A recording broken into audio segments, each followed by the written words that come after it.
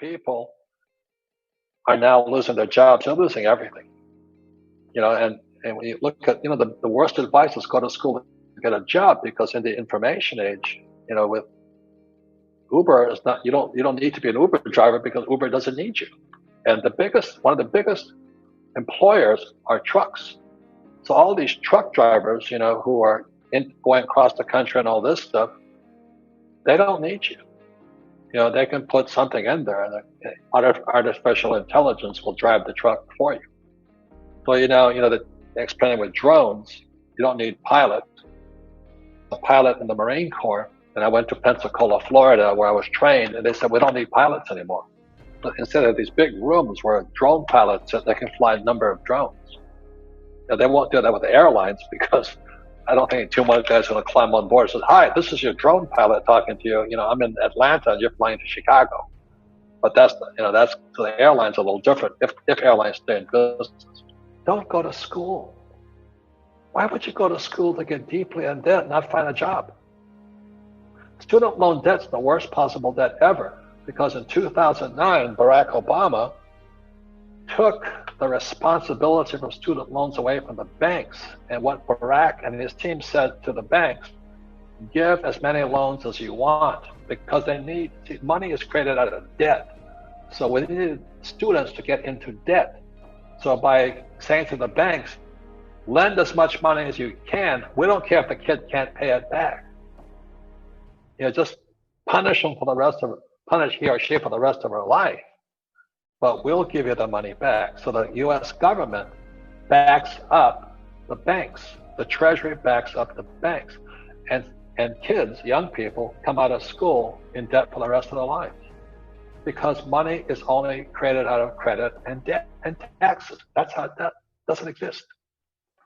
So the last thing is, prepare for the brave new world.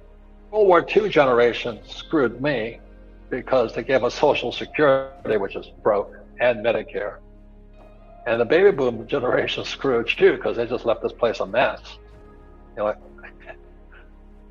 God gave you this. And I'm not really religious, but I'm saying this is here. It's your salvation. The problem is, as you know, there's no financial education in school. You're taught to be an employee. So you really don't have the power, the brain power to use this thing here. So go to YouTube and find the best teachers on planet Earth for really low prices or free, but learn how to sync your brain to this, and you're out. But if you're sitting at home right now, watching Netflix or watching porno or whatever you guys do, playing games, you're wasting this. That's the difference. You have choice right now. You can decide what you put between this ear and this ear. See, the crisis, there's no crisis out here. The only crisis in our this and this here, and in your heart. Are you brave enough? It's a brave new world. So if you're going to do the same old thing, you're probably not going to make it. That's the thing I always talk about is Rich Dad is into financial transformation, not education.